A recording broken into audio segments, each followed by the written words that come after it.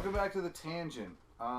Today, unfortunately, we are missing a member.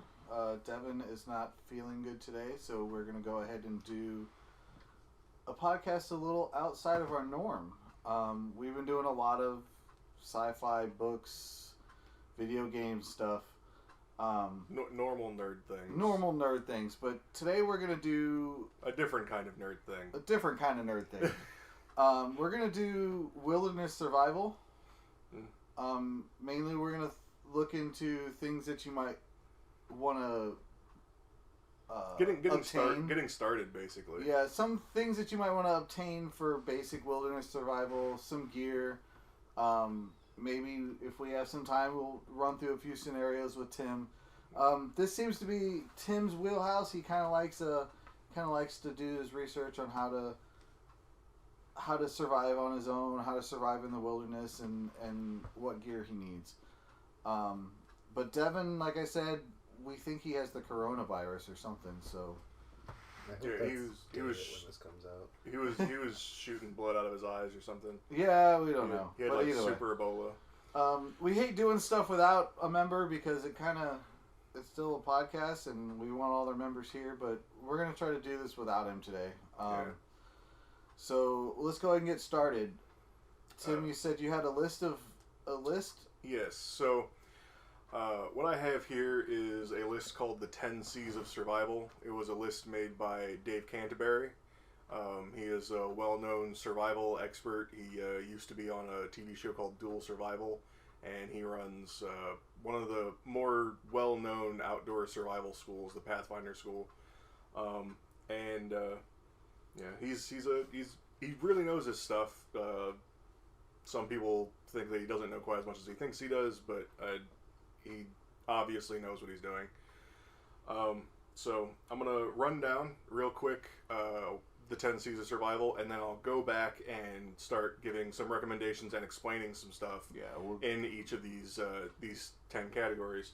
The purpose of the 10 C's is things that are difficult to make if you're out in the middle of nowhere. So the harder things to make and more important things are, for the most part, higher up on the list. So we're going to start with number 1 is cutting tool, which is pretty easy to explain. Obvious, straightforward. 2 is combustion, so just some way to make a fire. 3 is cover, which encompasses a lot of things, and I'll get back to that. 4 is container, generally a water container. 5 is cordage, otherwise known as rope. 6 is cotton bandana, which sounds really specific, and it is. 7 is compass. 8 is candlelight, which sounds weird, but I'll get to it. 9 is canvas needle, and 10 is cargo tape, otherwise known as duct tape or all-purpose tape. Yeah. So we'll head back to 1 and start getting into cutting tool, and this is probably going to take the longest because it encompasses, technically, in my opinion, 3 things. Right. Cutting tool is, so number 1, the most important of your cutting tools, a knife. So you have to have some kind of knife. And like in this situation though, the knife that you choose is very important. The style, the knife, the shape. The knife you will choose will depend on your situation. So if you're going to be on the river a lot or something like that, you're going to want a stainless steel knife to make maintenance easier.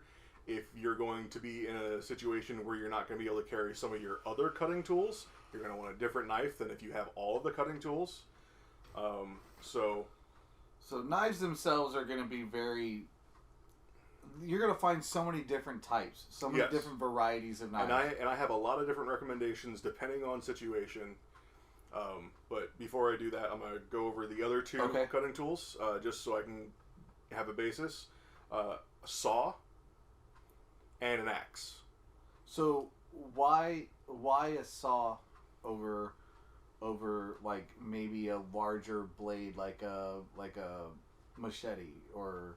Okay, that's actually a decent question. So saws are really, really important for doing certain things like so if you were batoning through some wood, which is basically what you do with axes, you cut straight down through wood. Right. If you wanted to cross baton, so you wanted to like cut a branch the other way, the wrong way, you can do that with a knife by batoning it through, but it's really, really hard on the knife. Right. So it's a lot easier to cut it with a saw, which is something that's made to do that. Okay. And also taking down trees, especially, it doesn't really matter what size, but we'll say, for the sake of example, small tree. Putting in a relief cut first with a saw really cuts down on the amount of effort that you need to cut down a tree. Okay. So it can really be an efficiency type thing, and if the tree is small enough, you could probably just take down the whole tree with the saw. Yeah, you could, and it would, Like if it would save you like it would save you a lot of energy. A 2-inch or 3-inch round tree. Because it's important to save as much energy as you can if you're in a survival situation, because that means that's calories that you're not burning right now. Because calories are going to come into effect with food and hunting and gathering. How would it be productive to carry around a saw with all of your other stuff, though? So it depends on the kind of saw, and I can get into the different kinds of saws. My recommendations are either the Silky Gomboy or the Baco Laplander. These are pretty small folding saws. So the Baco is around 7.5 inches.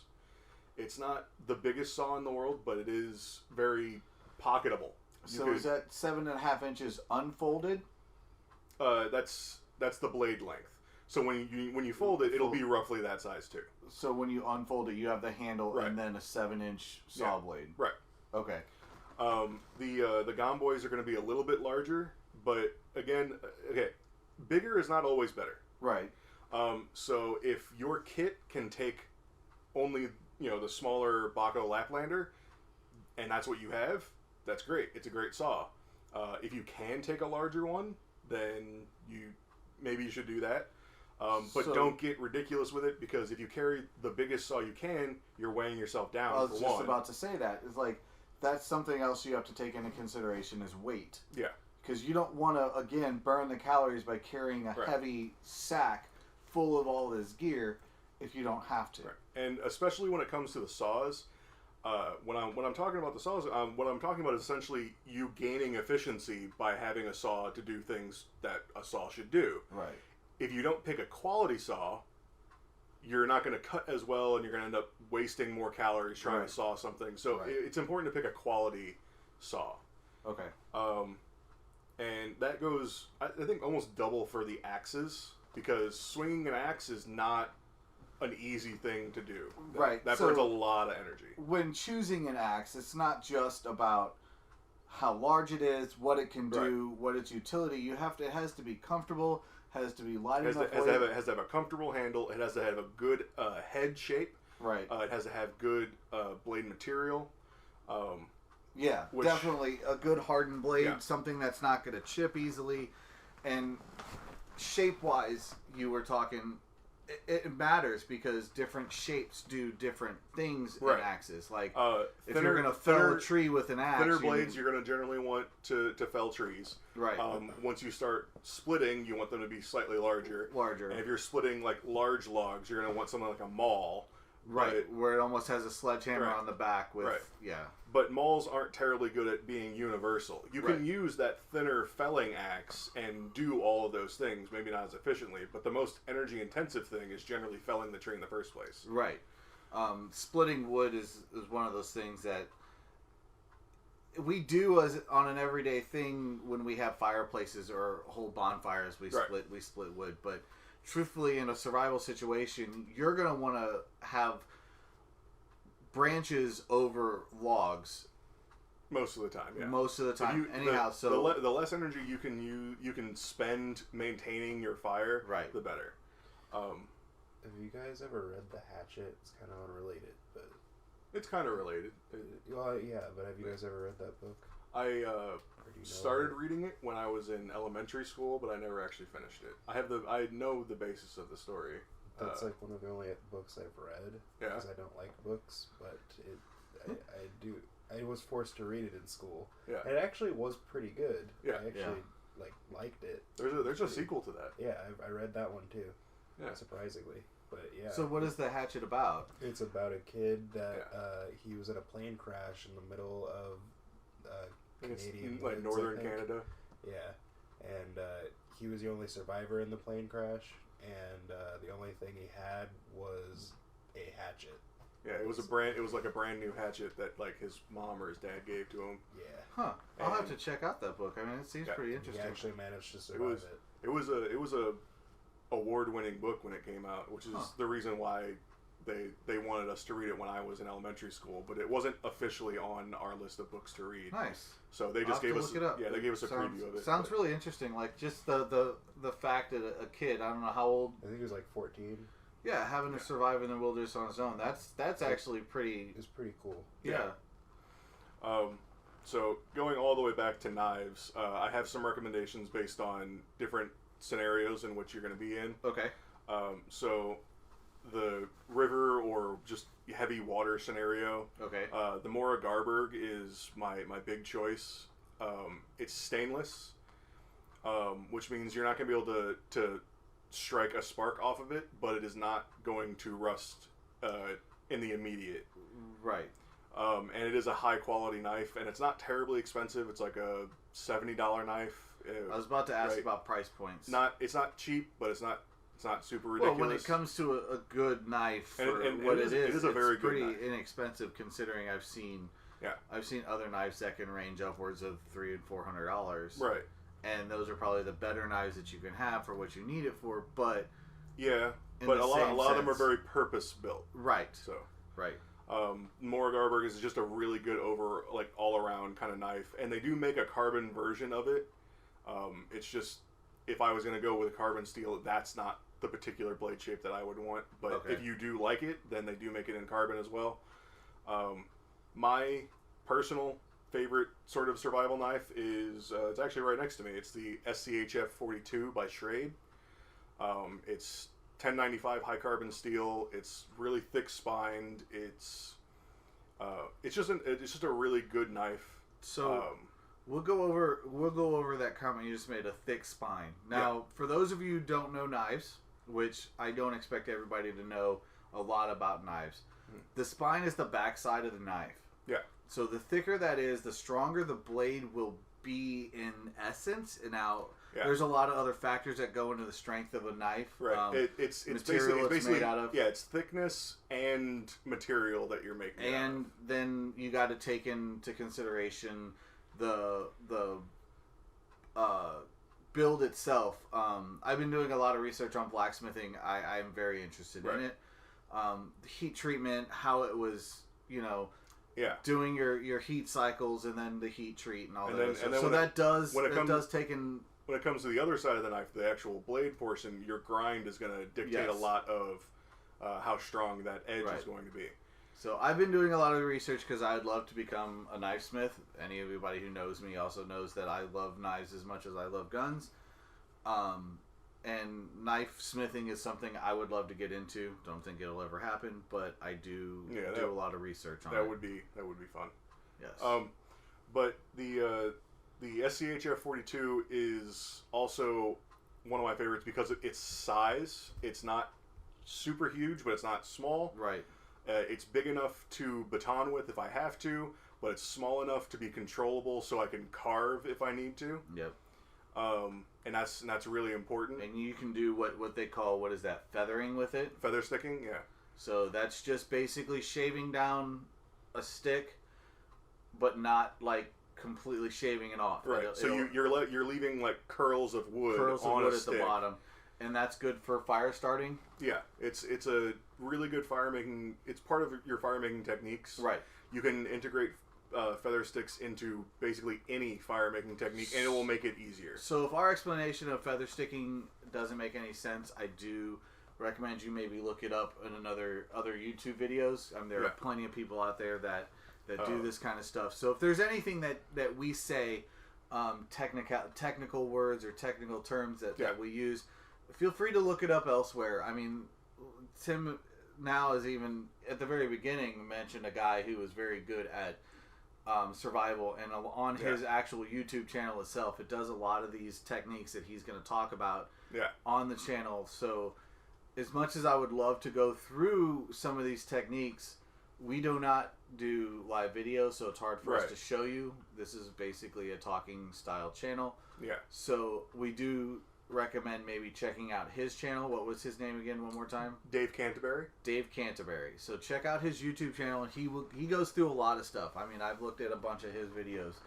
He goes through a lot of basic techniques. So if you hear us say a technique and we don't explain what it is, feel free to look it up elsewhere. Right.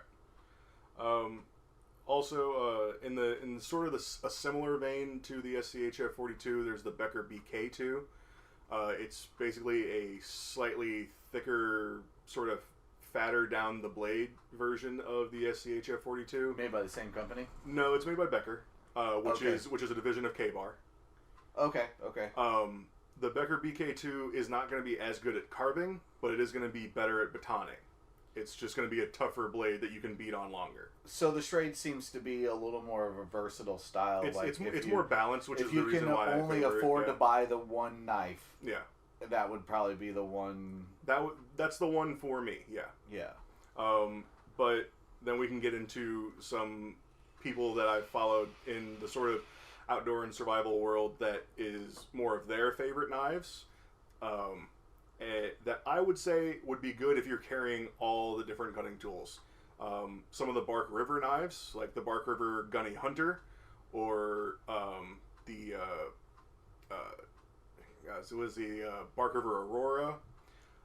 These are good knives. They're high-priced knives, and if you're going to get them, I would recommend the CPM3V steels. These knives are going to generally start around 170 and just go up from there. Yeah, and you got to think that in knife making, names mean a lot. Yeah.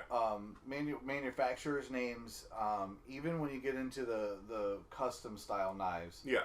Who makes the knife means a lot. So when they say you're buying a name, you are literally buying a name when it comes to a knife. So a lot of Benchmade knives are priced higher than equivalent knives from other makers. Bark River are semi-custom knives, so you can get them customized a bit from the factory, which is interesting and neat, but it is also high priced. And their steels are really good super steels. Okay. So, and you're going to pay for that too. Right. But these knives that I'm talking about here, the Gunny Hunter and the Aurora, they're smaller knives. They're really excellent carving knives. But and you can baton with them, but they're not generally long enough to baton large pieces of wood. Okay. So that's why I'm saying if you have all of the cutting tools with you, they would be great knives, but also they're higher price point. And the CPM3V is semi-stainless, so it'll take longer to rust, but it will rust faster than stainless. Okay. So here's my thing about carrying knives. Now, there is a knife for every. There's a knife made for every situation, and I understand that. Yeah. What if you're going into something where you have no idea what the situation's gonna be?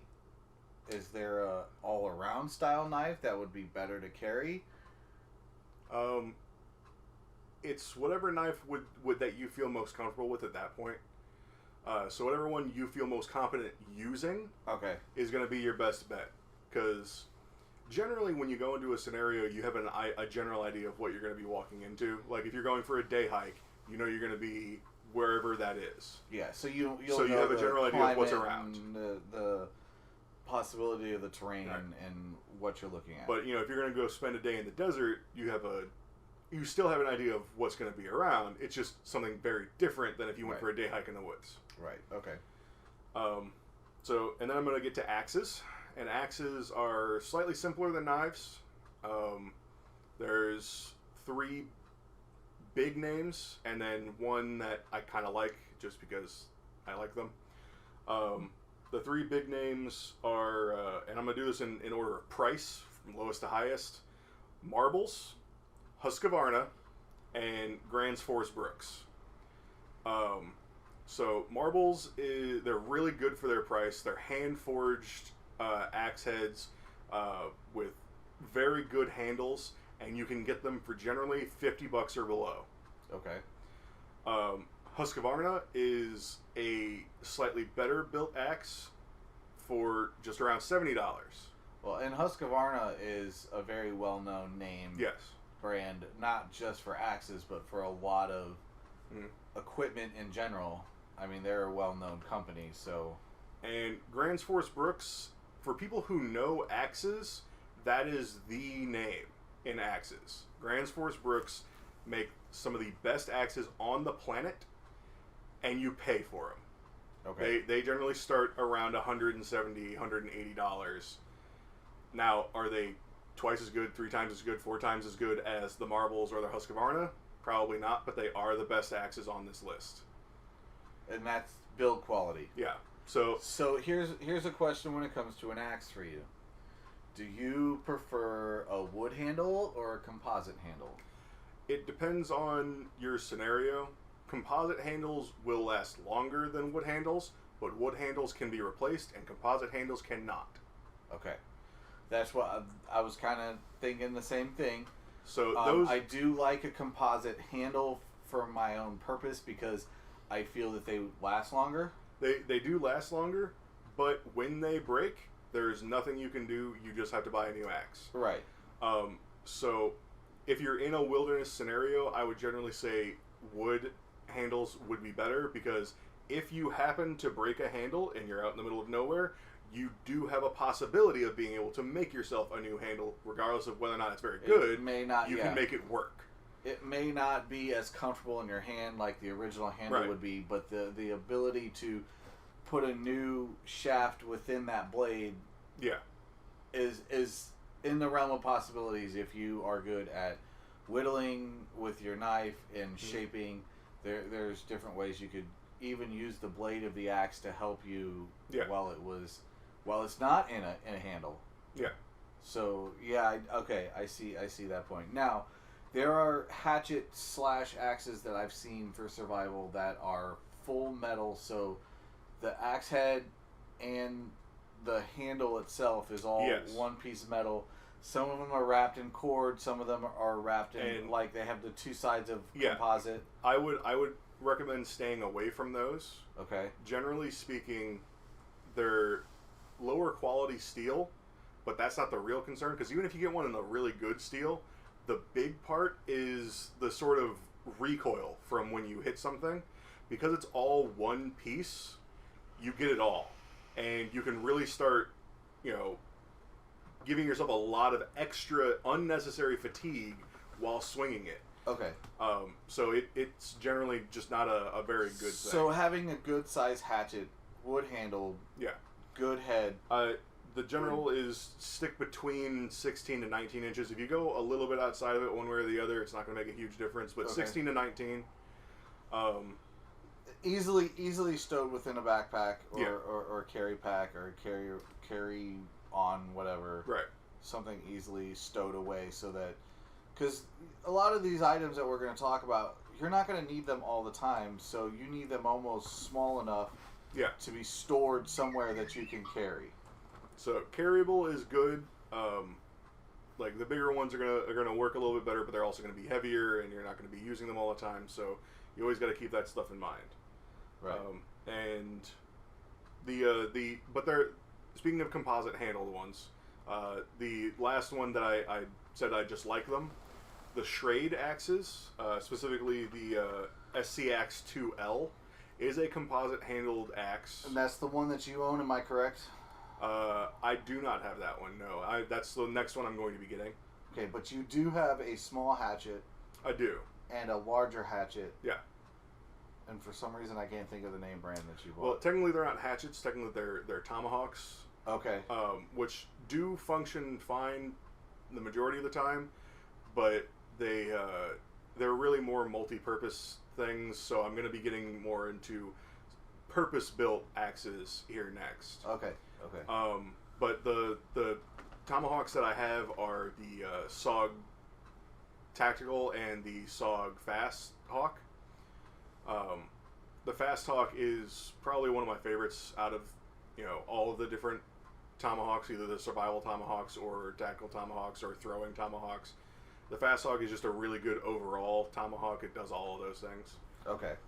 And those are still just tomahawks, not not considered axes like we would need in this situation. And honestly, in terms of a lot of this stuff, they would work, but it wouldn't be the first thing that I would want to throw in my pack.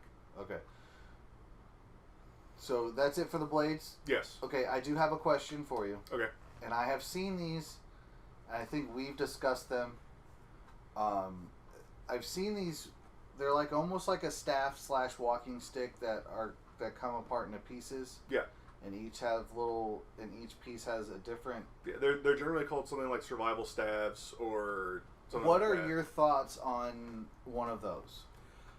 They're good to have because one, it gives you a walking stick, and that's not a bad thing. Yeah, a walking stick is never a bad thing. And two, it allows you to store certain things. It allows you to store a little bit extra paracord because you can wrap it. Right. It gives you a base if you need to affect a spear. A lot of them come with compartments to stick ferro rods. Right. Well, I've seen the one where the tip is a ferro rod where it screws onto the top. So I've seen a lot of different builds for them, and it will depend on what build it is, what's in it.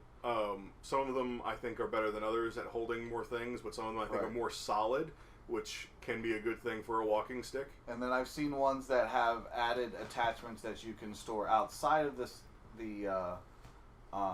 staff itself, and the like shovel. Yeah. Shovels that it's just a small shovel. It's not a very small blade. Yeah, it's basically like a glorified trowel. Basically, yeah. But I mean, it'll do the shoveling that you would need if you need to dig a small fire pit or anything of that nature, or even a small a latrine style pit. Right, to do your business out in the woods. Yeah. Right. So I mean, I've been looking into those only for the fact that I feel that it's kind of all of what you need except for an axe and one thing, and it can be used as a walking staff. Yeah. A walking stick. So I've seen them. I've looked into them. I don't know a whole lot about them. I really thought they were good for what they are. What I would say is they are good supplementary pieces of kit. So once you have your 10Cs covered, getting the walking staff in addition wouldn't be a bad thing because it gives you extra. So still have the 10Cs here as your own, and then add the walking stick with these other as a backup in case what you have gets lost or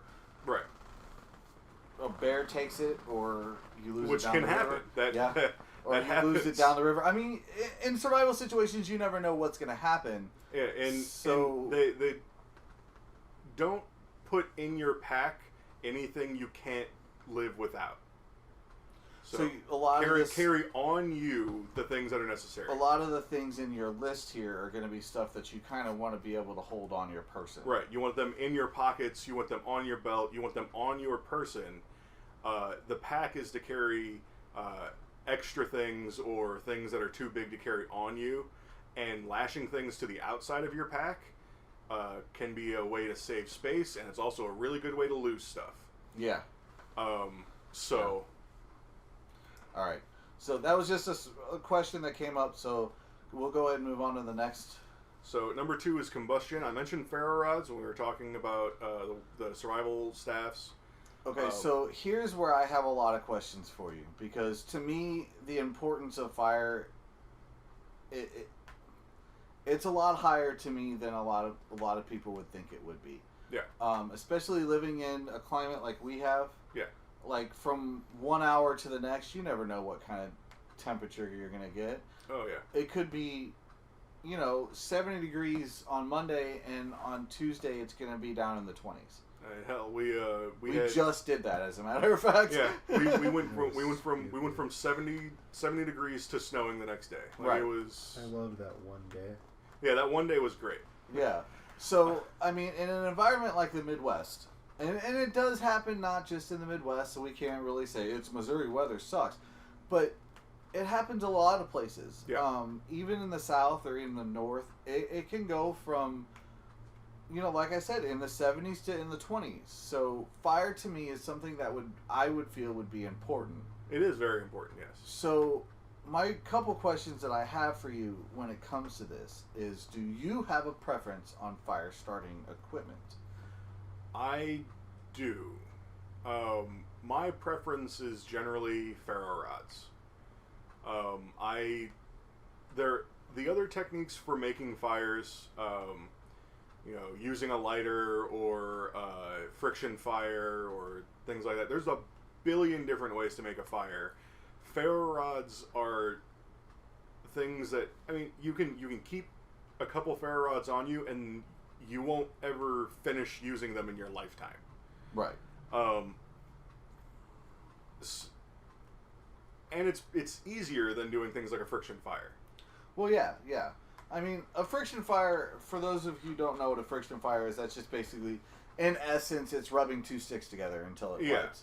I mean, there's a lot more technique involved in it. And it's a lot more difficult than just rubbing two sticks together, but that's... There is a lot more technique involved. There's a lot of things that you can do to help produce a fire using friction, like the bow, basically a string wrapped around a stick that turns into a bow style, and you use that to... As a fire making technique, for using that technique, the friction fire, you would need some kind of cordage. Right. So if you don't have any kind of cordage, then suddenly that technique is not viable. And then there's other techniques like we've seen in the movie Castaway, where he just literally is dug out a small piece of wood and he just keeps rubbing a stick on it until it heats up enough to actually smolder a piece of but that's going to be very difficult. And that took him a long time. There are other techniques like using mirrors or magnifying glasses to produce a pinprick of light in a place for a long period of time to set things on fire. But my general recommendation is carry a ferro rod. And by carry a ferro rod, I mean carry 3. Because you always want at least one on you, and you want one in your general fire making kit, and you want one somewhere else in your pack in case you lose those two. Right. So the ferro rod, having a good knife for the ferro rod will help. A carbon based. It doesn't need to be carbon. For throwing sparks off of a ferro rod, you can use anything with a sharp spine. So the Garberg, the Mora Garberg, has a very sharp spine, even the stainless one, and you can use it to throw sparks off of a ferro rod. But getting sparks off of a carbon steel blade is basically like flint napping, like using a flint and tinder, flint and steel, right? Well, instead of using a steel, you can just use a carbon steel knife, and you can use a piece of flint that you find, and you can flint nap that way and make sparks. You couldn't do that with a stainless steel knife because it doesn't have enough carbon in it and doesn't chip off properly, and the chromium just doesn't allow it to work properly. Right. But with a ferro rod, they will throw a spark. They will throw a spark off of a ferro rod. Okay.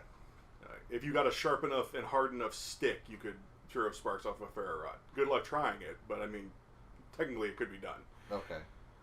Could you throw? Does it have to be metal to throw sparks off of a ferro rod? No, it just needs to be able to cut into the ferricium. So if you have a pretty sharp rock. Yes. If you had a decently sharp rock, you could use it to pull sparks off a ferro rod. Okay. So the other fire making techniques would be like having a Bic lighter on you, which is always a good idea, because even if you run out of fluid, you can still use it to throw some sparks, and that's helpful. And then some things to make fire when it's wet, wet fire tinder tabs or live fire tins. These things are just really helpful. What is it? The heart wood or whatever? Is that? Fatwood. Fatwood. Fatwood is the heartwood of pine trees. It has a lot of sap, and that sap goes up like frickin' gasoline. My fire making kit has, I think, 12 or 13 sticks of fatwood in it, and that's a central part of... I mean, you can just use one little stick and you can use one little stick and just pull shavings off of it and put it in your feather sticks, and then throw a ferro rod at it, and you'll generally get a fire real quick. Okay. So I'm going to move on to point 3, cover. Cover it encompasses a fair number of things. One, if you want to go just simple cover, you could literally just carry a wool blanket with you. Wool blankets are very, very useful. They still retain heat even when wet. You can use them as a tarp if you want to get a windbreak. They can be used to make jar cloth. You can use them as sort of like a pseudo sleeping bag, just so when ground cover. When you say a wool blanket, I mean 100% wool. So I'm going to throw out an example of a good wool blanket, and the military uses these for everything. Those OD green military, itchy as hell freaking blankets. Yes. But I'll tell you what, I do have one in my car. Mm-hmm. It's not something that, I do on purpose, but I was always told, always carry some kind of blanket in the car because you never know if you get caught somewhere. Right. And that wool blanket, it comes in the house and gets washed every once in a while, but I do carry a good military wool blanket in my car. That's always there.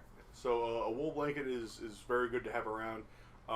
In addition to that, an actual tarp can come in handy. But cover can also encompass all the way up to carrying tents and sleeping bags or a full sleep system like hammocks or anything like that. Okay, so you're looking at my thing with that is I do get why we need it, and I do understand all of that, but that's just added weight to something that we have to carry. Exactly. So the thing is, you have to examine the kind of situation that you're going to be in. So you could literally go as simple as just a wool blanket and you'll have your base covered. Or if you know you're going to be out somewhere for a while, then that's when you start carrying extra things that will make things easier for you. Okay. So they do make those, like, I know it's kind of sounds weird, but they do make those literal triangle one-person tents that are very lightweight. Yeah. Very few sticks involved, like, when I say sticks, I mean the sticks that hold it up. Your support rods, The support rods. Either very few or none. Mm-hmm. Maybe even just a piece of string to run between two trees so that... And that actually gets into one of my recommendations for tarps, which is the UST tube tarp. It can be zipped together to make into a tube tent. Okay. So you can literally just zip it together, run a line between two trees, hang it on that line, and it'll affect a small tube tent, or you can unzip it and just use it as a normal tarp. It's a very universal kind of thing to have with you because it can cover a lot of bases. Waterproof, so if you need to stay out of the rain to stay dry, you can stay within it. Right. Or if you have materials that may go bad in the rain, like even food or other things, you can throw with inside this, wrapped up in your pack or wrapped up on your person, and it'll stay dry. Help break wind, or definitely break wind. And like having something like a tarp or even that would be good if you're going through like a lot of places that have lots of creeks or rivers or something where you might have to wade through them. Yeah, you can put the things that need to stay dry within it, wrap it up. Yeah, and it'll stay dry. So having a tarp of some type would probably be a good idea because even just having a wool blanket is not going to keep your stuff dry. So, I mean, if all you carried was, that tube tarp or just a tarp and a wool blanket, you could cover yourself pretty well in this realm of cover. And it's funny that we talk about survival. It just started raining, and I just thought about stuff in the rain. Stuff. Why is it that hard? That did just happen. Yeah, it just started. But the rain is something that a lot of people take for granted because they're used to having cover of their own to stay out of the rain. But if you're out in the wilderness, rain can be detrimental. Rain can be terrible because it will sap. Being wet will sap heat off of you. Real quick. And if you can't keep your core body temperature within a viable, very small spectrum, you will die. Right. I mean, there is a thing called hypothermia, which happens even if the temperature outside is even close to 70. Yeah. And it starts to rain, you could still get hypothermia in the rain. Yeah.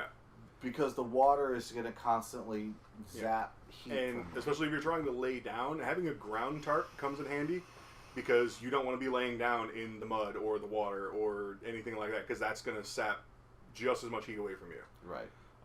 But on the other hand, you don't want to overheat yourself either. So being able to put up a tarp and have shade in a hot environment True. can be just as important because you still need your core body temperature to be within the proper range. Yeah. And then you're looking into the other side of the spectrum, which is heat stroke and other such things like that. So shade is a good thing. Yeah. So now here's the other thing about cover. So you said that these Cs are things that you cannot find in nature. Are not easily recreated in the wild. What about building your own cover out of what's around you? Sure, that is possible. It is possible, and I was actually going to get that at 0.5, which is cordage, because that's something that cordage helps a lot with. Okay. I just for me, like you said, these are things that are harder to obtain in the wilderness, but to me, finding shelter in the wilderness can be, yes, difficult, but it also could be done. Right. Caves.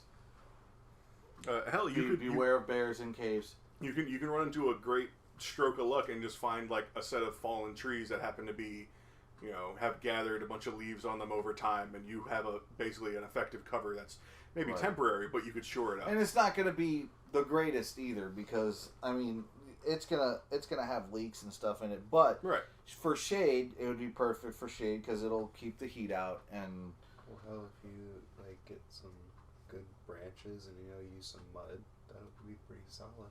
Yeah. I've seen people use, which can be very time consuming, but true. If you're basically having to survive for a longer period of time, you have time to do things like that. Yeah, and in this area where we are, we do have a lot of clay, so clay does help in that situation because you can wet it down and then pack it and it'll stay within the shape. And if baked properly in the sun, it could even become a brick. Yeah. So I mean, yeah, in certain areas, but I mean there are also certain environmental areas that don't have the abundance of clay like we do here, where it's like, and you can build simple shelters and lean-tos out of wood and leaves and all sorts of random naturally occurring things. Just a small lean-to, but again, like you were saying though, that's energy consumption that you sometimes need to conserve for other things. So once you get a decent shelter together, it's time to start focusing on other things. And once you're decently comfortable, then you can start playing around with your shelter and making it more and more comfortable. Okay. So I'm gonna move on to point 4, which is container. Container is basically your water container. Dave Canterbury, who again made the 10 C's of Survival, recommends a 32-ounce stainless steel single-walled container. And this does more than just carry water.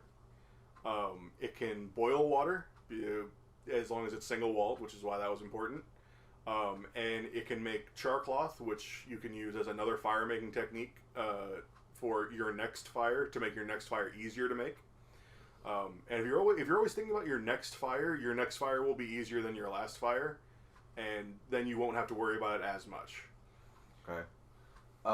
So also it could be a cooking vessel. It can, you can cook in and it. if you're out in the wilderness, everybody should know. If you don't know, I'm going to explain this to you. Drinking water straight from a creek is not good for you. It can be done. Yeah. And you could use it as a last-ditch effort of survival. And but if you talk to any survival... It will depend on your environment. Yeah. The piece of land that the Pathfinder School is built on, all of their naturally occurring creeks and streams and things like that are all clean enough to drink from. They've tested them all and made sure that they're all perfectly good. But if you're in an area where the water isn't so good, or you don't know, you want to boil your water. Yeah, they do make things called iodine tablets, which which could come in handy for short stays. And that's actually the reason why he specifies 32 ounces, because if you carry water purification tablets or anything like that, those things are generally measured in pints, so 32 ounces.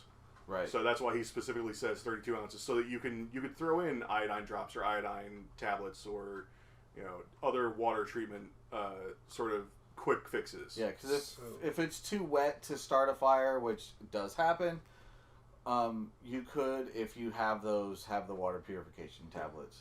I remember seeing this thing about like this life straw thing where you can basically just drink straight from it with this straw that'll purify it through. So, would that be a good idea to Yeah, life straws are small, they're lightweight. I prefer the Sawyer Mini. It's a little bit better in terms of filtration than the Life Straw, and it's generally around the same price, maybe a little bit more. But yeah, those are good options to have around, and especially the Sawyer Mini will screw directly onto most regular water bottles. So these straws that we talk about, do we have a price point maybe on one? Because I know they're not cheap. The Sawyer Mini, last time I checked, it was $20 to $25. So it's not super expensive. No, I almost imagine a little more than that. If you go to like your local outdoor shop, Bass Pro or something like that, they'll have specials on Life Straws and Sawyer Minis. And I once went into a Bass Pro. They just had a giant, center thing just filled with Life Straws, and they were like $10 a piece. Right now, it's $18 on Amazon. Yeah. So I mean, you can catch them real cheap. So something like that to throw again, though, but that's extra. That's an extra piece. Yeah. And those would come in handy. Those would be nice for that purpose. And the thing is, I've seen actual hikers, like long stretch hikers, that all they do is carry a simple like smart water bottle and a Life Straw, and that's how they affect their water throughout their entire trip. You can do that. It's what I would consider slightly less safe because you don't have anything to boil in. But if you are confident in doing that, you could affect that. You could make that work. But still having a good metal container to boil. Yeah. And again, like I said, it's not just for water consumption for yourself. It can be used as cooking. So say you've happened to bring beef jerky or dried meat of some kind. You could actually throw that in water and boil it into a stew. Yeah, you could. So it's a little more hearty for you, and if you're in a colder weather situation, having a warm meal over just eating beef jerky sometimes will help. Yeah. You could manage to kill some kind of animal. You could get a fish. You could. Yeah. Making fish stews and things can really be helpful.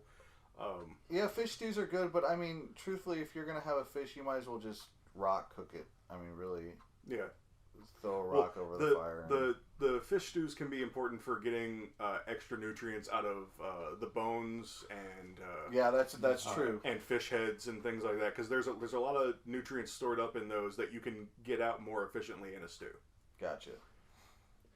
We need to move on to the next few because we're getting a lot of time. So, moving on to point number 5, which is cordage. So, rope is extremely important, and it can be made in the wilderness, but it is extremely difficult and is extremely time-consuming. So, carrying it with you is a lot easier. Different kinds of cordage that I would generally recommend are things like just normal 550 paracord. You can buy the stuff at Walmart. Oh yeah. They even make like for instance, your watch there has how many feet of paracord? Oh, I don't even know. I knew at some point, but it's just extra paracord to me now. It's just so.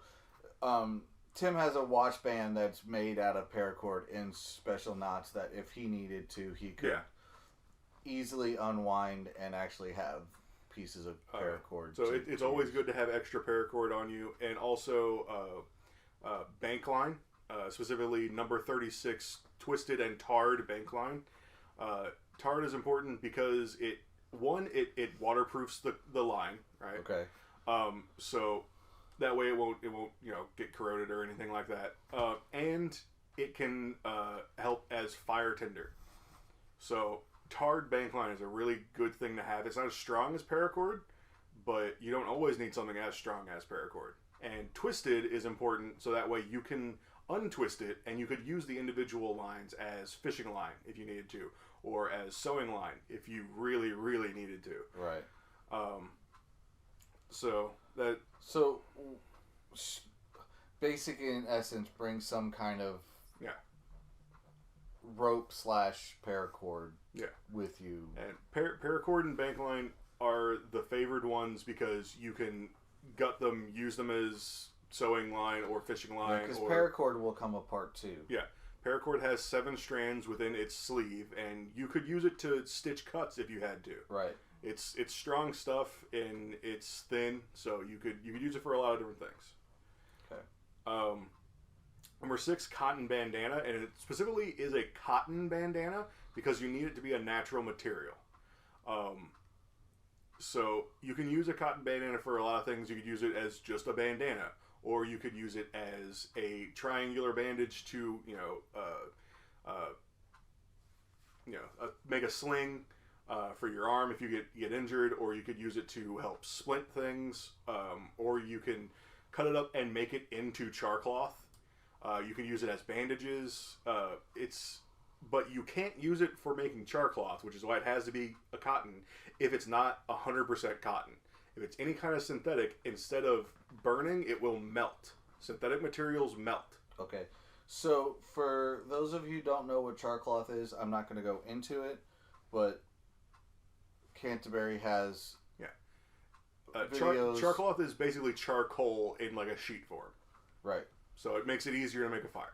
So I just wanted to get that explained real quick because a lot of people not everybody's going to know what char cloth is. And then we're going to move straight on to number 7, which is a compass. Compasses are kind of specialized kit. If you don't know how to use a compass, it's basically useless to you. But if you get the right compass, even if you don't know how to use it terribly well, you can use it for other things. The Suunto MC2G compass has a mirror on it, and mirrors can be useful for first aid, for looking at things that you can't look at, by yourself very well. And it comes with a magnifying glass, a small magnifying glass, which you can use to help make fire, or looking at things. If you wear glasses and you lose them, you might need that magnifying glass to see things. Okay.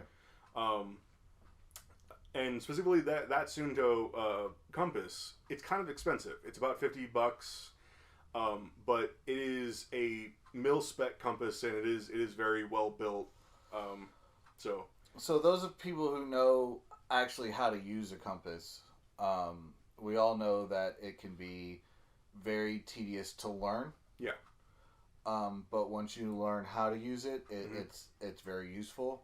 But for those of you who do not know how to use a compass, not just the things that come on that compass that Tim was talking about, just knowing basic direction, where north is, where south is, where west is, as long as you have a general idea of where you started, and where things are in relation to where you are, you could use it in a very basic sense. That knowing you're lost in a grand park somewhere, and you know that if you continue walking north, you will find a road. Yeah, and so you could use it. Point yourself north and keep a bearing. You can use it as part of your system to start making a map if you had map making materials, paper, pens. Right. Or if you don't, you can start making a mental map so you can have a general idea of where this thing is and where that thing is, right, and in what direction you have to go to get there. I mean. Right, and then yourself some signs and places, Yeah, that, and if you don't have a water source readily available, but you find one, and you start walking north because you need to find that road, but you get a little to the point that I'm not close enough to the road. The only water source you knew was back where it was. The compass could help you find your way back to it to get to the water source, and then you could try heading out again. So compasses are rather important. They are specialized, and I learn how to use a compass. Oh yeah. If you're gonna spend any time on a trail of any kind, just hiking. Yeah. Now a lot of the trails around here are pretty simplistic. They do loops. Yeah. They do, and if you really get to the point, you're like, oh my god, did I come off the trail? Mm-hmm. Just backtrack the way you were, find the trail you're on, and just walk back to where you started. Yeah. I mean, getting lost is one of those things that's like, you have to try to get lost on certain trails. But for those of us who are a little more adventurous, who like to veer off the trail and just... Yeah, that area is not a trail, but it looks open enough. Let's go walk that way. Well, even if it's not open enough, it's like, hey, I can get through there. Let's see what's over there. I mean, I've done that just in the woods behind my house. Open enough is a relative statement. So moving on to number 8, candlelight. Candlelight is you can tell that Dave was struggling a little bit to find a C, because what he means is a headlamp or some other form of hands-free lighting. So he wanted to make sure that you have something that you can light a path with, but you can still use both hands.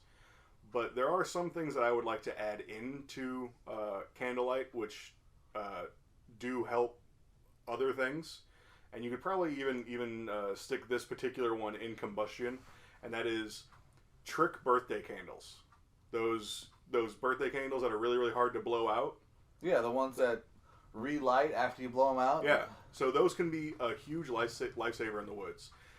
If it's a windy day, if you can get it lit, it's going to be difficult to get it to stop being lit. Right. So that can be a really good thing to have out in the middle of the woods. Never really thought of it that way, but yeah, that is. I mean, because they're difficult to go out. Yeah. Because they want to re-spark themselves back into ignition. That's a really good one. And candles are always a good thing to try to have on you. And they're small, but they'll put off enough light. And if you can get them lit, you could actually use them to start a fire. Yeah. So that's a simple one. Moving straight on to number 9, canvas needle or a cloth sail needle. These are basically very large sewing needles used for making canvases for like sailboats or for leather working. And these can be really, really good at a lot of different things. You can, if you really had to, you can use them to stitch yourself if you had to. It's not going to be fun because these things are very thick and wide. Yeah, not going to be fun. It's not going to be it's better. It's better than bleeding out. That's essentially what it is. True. But you can use them to fix your kit. You can use it to fix like your pack or your tarp, or use it to sew just random things. You can stick it between 2 pieces of wood and use it as an awl. You can use it to pick debris out of cuts and scrapes or pull splinters. You can magnetize it and use it to double check your compass. That's a really big thing. So,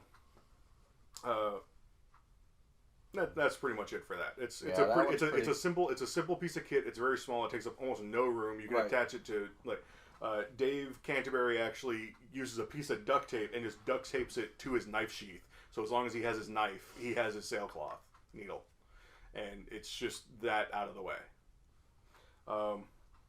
And then number 10 is cargo tape. So most people know this as duct tape.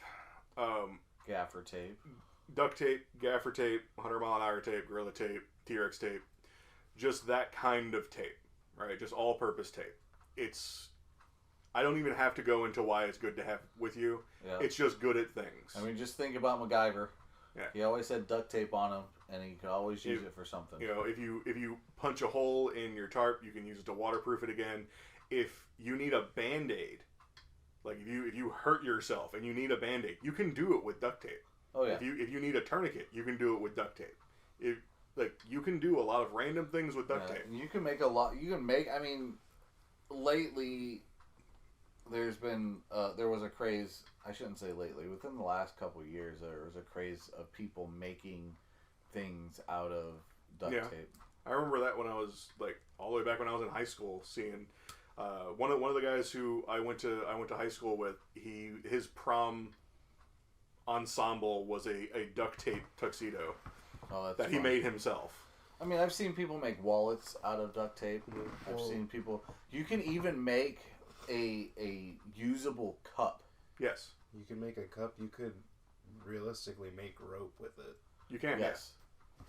So, I mean, useful. If you run short on paracord or cord or whatever, and you have a large amount of any kind of tape, you could actually use it to make a rope. And making all-purpose tape in the middle of nowhere is next to impossible. So carry it with you.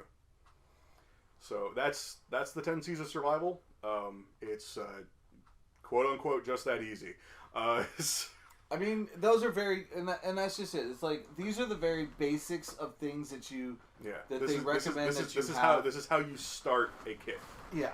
So we have a little bit of time left on our cast today, so we're gonna go into a couple other things.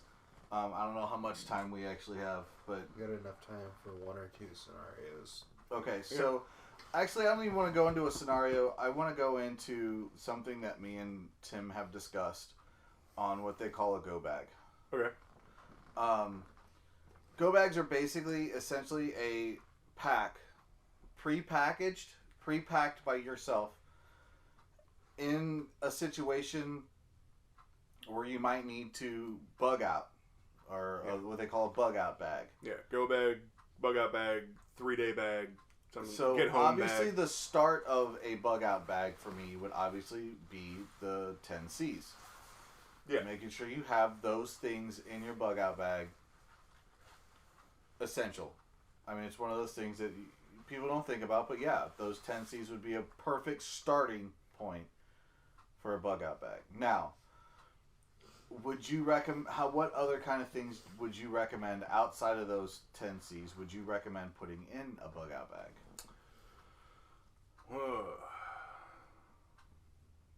Honestly, it will depend on your situation and what you're building the bag to do.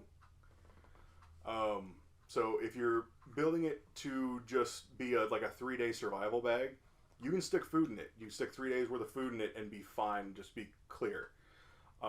If you're building it as more of a long-term sustainability bag, like an actual like go bag, like you're going to go out into the woods and start running away from whatever the heck's going on. We'll say the apocalypse. Right. Things that are going to be more sustainable and lighter weight than actual food that you can use to affect food, like snare wire. Snare wire is extremely light. It's extremely compact. And you can carry a crap ton of it. It's cheap as hell. You can be even something as simple as like piano wire. You could, but I would actually recommend using actual brass. 24 gauge snare wire. Okay. It's not terribly expensive. It's a couple bucks for 100 feet. And it comes on a little spool. So it comes with a little spool. It's barely bigger than like a 50-cent piece.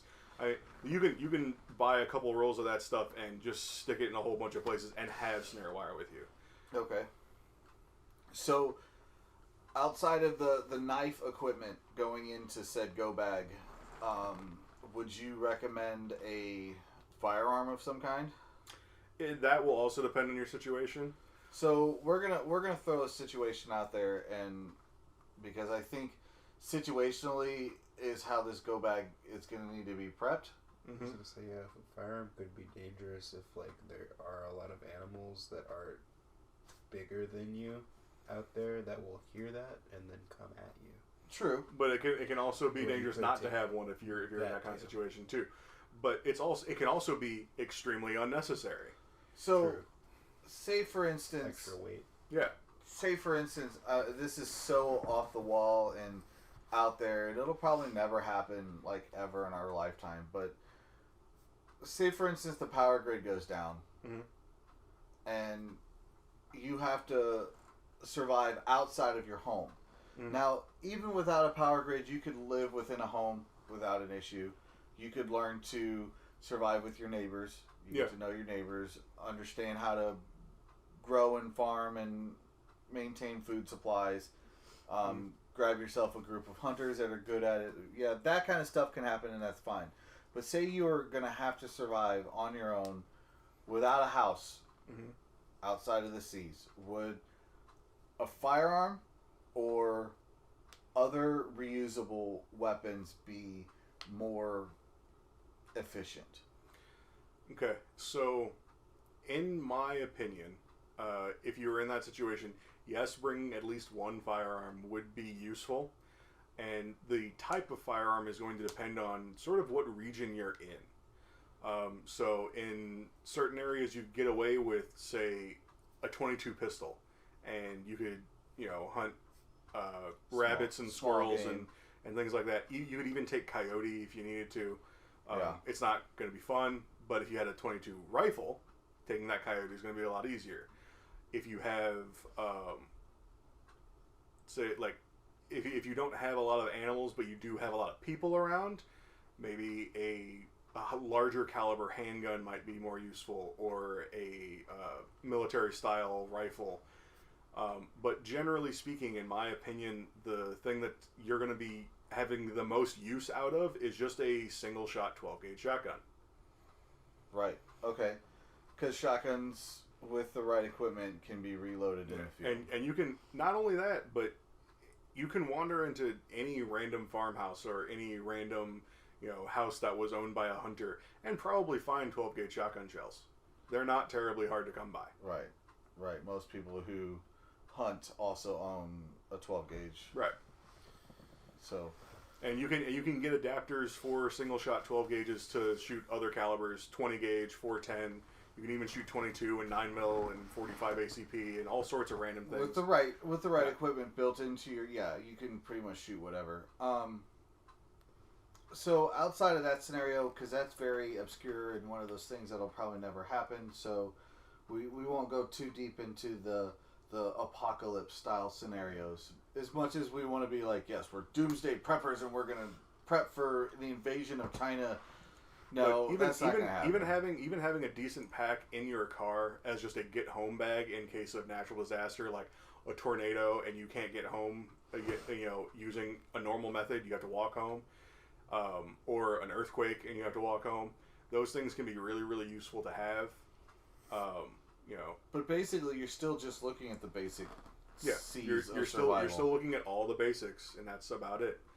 And that's the reason why these are the basics. They're the base of any kit. So, here's a scenario for you, and I kind of want you to walk through the steps and where you would go from this scenario. I don't know if you have one. You said I got one after you got one. Well, if you want to run yours first, because it's probably the same one. So go for it. That's mine to tell then. That's going to be the last one. Okay. So my scenario is this.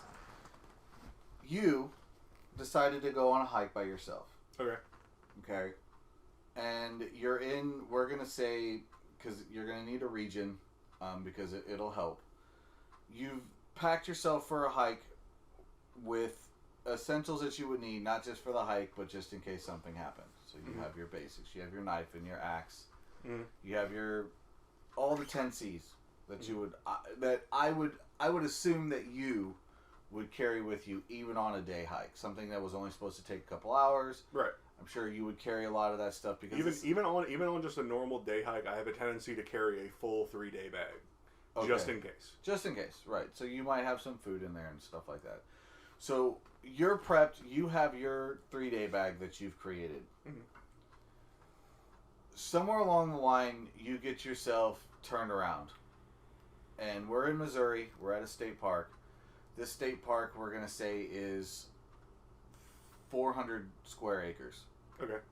Okay. A large area. Yeah. Mostly wooded. Couple of creeks and streams running through depending upon where you go. Basic hiking trails because it is a national park. A lot of them have hiking trails. And you get yourself turned around. Don't know how it happened. Maybe you took a wrong turn at Albuquerque and didn't notice. Mm-hmm. What would be the first thing that you would try to do? The first thing I would try and do is try and figure out what my location is in relation to where I thought I was. Okay, and how would you go about that?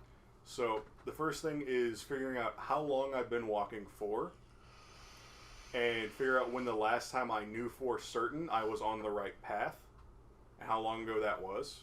Okay, so no, you're no longer on a path because, right. Like I said before, that we're one of those very big explorers, and right. Again, you found an area that's open enough for you to walk through, but there's no actual trail there. Right. So if I can figure out how long ago it was that I knew I was actually on a path, I can start to figure out how far off, at the very least, I am from being where I should be. Okay. If it is a sort of tenable situation to make it back all of the way to that point, then that's probably what I should do. And even if it wastes time, if I have all my stuff with me, I can spend a night out in the middle of this national forest without a huge problem. I can just set up a basic camp, start a little fire, put up. I carry a small one-person tent in my 3-day bag. It's very lightweight, so it's fine. So I'd set up all that stuff, and then the next day I would just finish whatever my normal hike would have been before I got lost. Okay. So, in essence, a person who is very knowledgeable about that type of situation, you probably wouldn't panic. No. Panicking is a waste of time. Right. And it can get you killed. But, so, now we're going to turn the scenario around, and you're going to have to act like you know absolutely nothing. You're somebody who has never hiked off of a trail. Mm-hmm. You in your pack, all you have is a couple of power bars, maybe 3 bottles of water. We'll use the larger bottles, the 1 liter bottles of water, in your pack. 3 of those, like 4 power bars, and maybe a knife. Mm-hmm. And you get completely turned around. Okay. And now you're not sure even where you are, or a way to figure out how far off of the path you are. So this is a bad scenario, because if you were someone who didn't know a whole lot about what they were doing, but you had a proper pack with the 10 Cs in it, all you'd have to do is find a decent source of water, set up camp, and try and effect rescue. Just as simple as that. Don't move. Is Just what you're saying. don't move. Find water, set up camp, don't move. And you'd have to find a way to signal. Yeah. If you hear something, or which is some of the reasons why I carry some of the kit that I do. It's extremely brightly colored. Like the tube tarp that I carry is orange, and it's big, and it can be seen from a good distance away.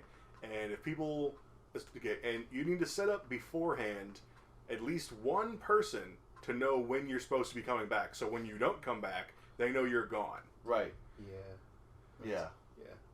So let somebody know you're going on a hike. So you need at least one person to know when you are gone for too long, so that they can start, setting up things to try and find you. So another thing that is a newer technology is our good old cell phones. Yeah. Be useful or useless. 95%. It can be useful or useless, but the good thing is texting doesn't require that good of a connection. Right. That is true. So if you can send a text, and your phone will try and send it for a good long time before it gives up. So you can just set up a text and just let it go, and it won't use that much power. Just set your phone up in low power mode. In fact, when you start your hike, probably just have your phone in airplane mode, so it uses as little power as possible, or turn it off, and only turn it on if you need it. Right. Phones. So conservation of your phone. Some have compasses. It also it does have a built-in compass, or not built-in, but I mean, like, you can get some phones do. I've tested a number of them, and I've never found one that works terribly consistently. So, okay. So here's the other thing: is it also can send out GPS coordinates. Yes. Mm-hmm. If you can get the signal out, or if you get enough of a signal. There are specially made GPS devices that literally all they do is you hit a button and it sends a predetermined message to a specific something. So you could have it send an email to somebody or a text to somebody, and it's just going to be a preset message. It's just like you could have it so when you push the button, it says, "I'm screwed, help," to someone's phone, and it gives them the GPS coordinates and where you're at. And it will just that's continue only to go. if you get a signal. And the thing is, those specific GPSs are made to operate off of specifically GPS satellites instead of cell phone signal. So GPS satellites are going to be in more places. You're going to get a better chance of getting that out. Right. So you can carry those things. That's a separate device outside of your phone. Yeah, you can carry those things, but there are other things that are useful to have for effecting rescue. Whistles and things can be useful. The mirror on the compass, like I was talking about earlier, you can use to signal people. Hey, I mean, you could technically start a fire with your phone if you really wanted to. Just saying. Yeah. If you break it, like if you, it does have a lot of random materials in it, and the glass itself, if it's clean enough, you could use to reflect light and do certain things. Yeah, I mean, those of us who wear glasses, I've seen people use the lenses out of their glasses to start fires. Oh, I just meant because there's a battery, and if you really like. Batteries go up really well, and actually that's another thing that is a useful thing to carry, which is triple-aught steel wool. Steel wool can be good tinder, and if you pulled the battery out of your phone, you can figure out a way to get both connectors connected to the steel wool. It will go up just. Oh yeah, if nobody's ever seen a 9-volt battery on steel wool, it's actually really fun to watch. Yeah, it burns really well. It looks like bunch of little red ants crawl around, but that is so hot that actually that can be a good base for starting a fire. Steel wool is a good thing to have with you regardless, because if you make char cloth in your water container, it's covered in charcoal. So you can use the steel wool and like some water in a stream or something to clean out your water bottle. Or if you do actually bring a firearm with you, like the single shot 12 gauge, and it gets dirty, you can run steel wool down it and start cleaning out the barrel and things like that. It is a useful thing to have with you. I mean, that should be a C, one of the C's, but we don't know what that is. What C that would be? Maybe put it in your fire kit, in your.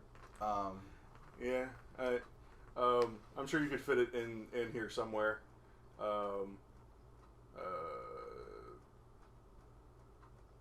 Probably in combustion. Yeah, I would put it in a fire kit. Steel wool, like we said, steel wool is good within a fire kit because it does if used properly. But even you'll notice a lot of these things in the 10Cs have more than one application. Yeah, you can use them for all sorts of things, even if they aren't the perfect tool for it. They can work for it. Yeah, like even with a ferro rod, you could probably get steel wool to. Oh yeah, you can send a spark off of a ferro rod into some steel wool and it'll go up. Yeah, I think you at least need to have like maybe 3 or 4 of the C's to be able to achieve the other ones, at least for like really bare bones survival, I guess. Mm-hmm. Like if you have like a bandana and an axe, mm-hmm. you could try to make a torch, right? You could. Torches generally aren't very efficient modes of light. They do have a lot of inherent problems. Like people have a view of like medieval times and people using torches for everything. That wasn't really the case. People didn't use torches all that often because they burn down really, really quick and they're extremely dirty. So you would never see a torch inside, regardless of what Hollywood says. Inside, you would see lamps, candles, things like that. Oil lamps or oil burning style, and then candles, wax candles. And even outside, lanterns and things were generally a little bit easier to deal with. And if you had an actual torch, like this is one thing that kills me in movies: people holding the torch in front of them, which all that does is kill your night vision. You can't see anything. You can basically see the torch, and that's about it. The way you would actually use a torch is you hold it behind you. You let the light sort of wash over you, and you can see things, which it looks funnier in a movie. So that's why they probably don't do it. Right. So before we cut things off, because we are getting kind of long, I want to give you my scenario. Okay. So let's say you are in Missouri. You don't know where you are. There's roughly 20 miles or so, maybe 30, in each direction of just woods. Mm-hmm. The only thing that you have with you, you're by yourself. All you have, you're wearing a cotton shirt, 100% cotton. Mm-hmm. You're wearing jeans Mm-hmm. with a belt. You do have you have normal tennis shoes on with shoestring. You also have a one drawstring bag on your back, and in the bag is a sealed copy of Dragon Ball Evolution. Okay, so affecting your survival, essentially with the clothes on your back and a copy of Dragon Ball Evolution. So the problem is carrying a DVD player into the woods is a terrible use of your weight. So you're gonna have to rely on naturally occurring DVD players in the woods, which they're a little harder to come by. But if you know what you're looking for, you can find them readily enough. But the good thing is, once you find one, you can entertain yourself pretty well while you're affecting your out hike. So that's. He said that with a straight face for so long. I was wondering how long he was going to draw that out. Well, like, we were talking about using the Dragon Ball Evolution to start a fire. I mean, we could use the disc itself to magnify. You could snap it in half, maybe kind of use it as a really shitty knife. But then if you broke it, though, you couldn't watch it anymore. Yeah, and you got to be able to watch Dragon Ball You Evolution. can watch it whenever you get out of the woods. And like we were saying, you got to have that every 30 or 40 minutes after you're done watching. You got to watch it again. So you got to continually find DVD players in the wild. I mean, like, you could use the DVD case as a storage case, kind of. Yeah. You could actually kind of make a little bit of a knife if it was a good plastic. Right? Yeah. Good, hard, solid plastic, yeah. You could take the thing from the picture on the inside of the DVD the case. insert? The insert, yeah. You could burn that. Yeah. Like That's effective. Good kindling. Yeah, it's good tinder. Come on, that's pretty useful. Yeah. That's like I think having that Dragon Ball Evolution DVD would be essential in your Well, if pack. you notice, I did say, like, a drawstring bag. You can use the strings from that bag, and you can also use it as a bag. Mm-hmm. Like, if you need rope, you can use a drawstring. You have a belt. That's good to have, you know. Yeah. Shoestring. Shoestring's good to have, like a... Yeah. On a random and actual more serious note, another thing that can be useful to have in your bag is just a small ring magnet. You can use it to magnetize your sail needle if you needed to, and you can use it for reloading shotgun shells in the wilderness, which can be a thing if you're set up properly for that. But I don't know why. Just the shape of the DVD reminded me of ring magnets. So, but yeah, that'd be. What would your course of action be though? Like if you didn't want to find a DVD player, what would you do? Honestly, you have several of your essentials that you could start using. So you have the drawstring bag. So you have a way to carry tinder. Making a fire would be a bit difficult, but you have the drawstring on the bag. So you could use that as some cordage to start making a friction fire.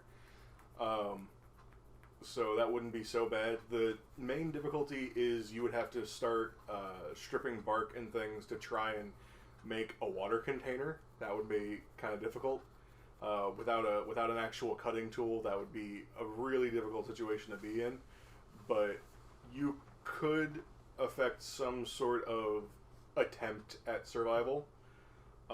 But the majority of it would be just getting as much stuff together as you can to try and get a container to carry a fair amount of water to start hiking your way out. And that would basically be no uses for the DVD. You could actually use it the same way that you would use a mirror in a compass to try and start a fire. It wouldn't be as good because the surface isn't really specifically for something like that. It's not a super mirror finish. but you could use that as an attempt. So I mean, there are you're not completely screwed. You're not 100% dead, but you're not good. Like you're not very well off. I mean, if you're 200 miles away in either direction in a 200-mile radius of anything, at that point in time, you're probably screwed. But if you're... If I said 20. Yeah, he said 20 or 30. 20 or 30 is a viable distance to hike your way out. In a day. You could easily hike the 20 miles in a day. Yeah. I wouldn't because if you don't have something to securely carry water, you're gonna dehydrate yourself really badly. That's one of the first things you'd have to find is a way to contain. Yeah. Because food without food for a day you'd be fine, but without water for a day you're gonna be hurting hardcore. Right. You could cut a little slit in the DVD case and put water in that. Yeah.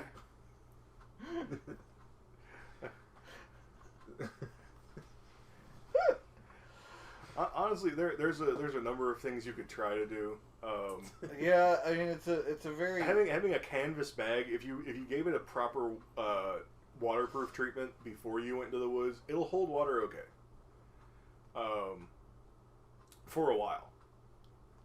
But it's all a matter of getting enough water contained well enough that you can get out. Okay, so would your situation be better if you also had the Walmart plastic bag that you bought it, like that you got when you bought it, and the receipt?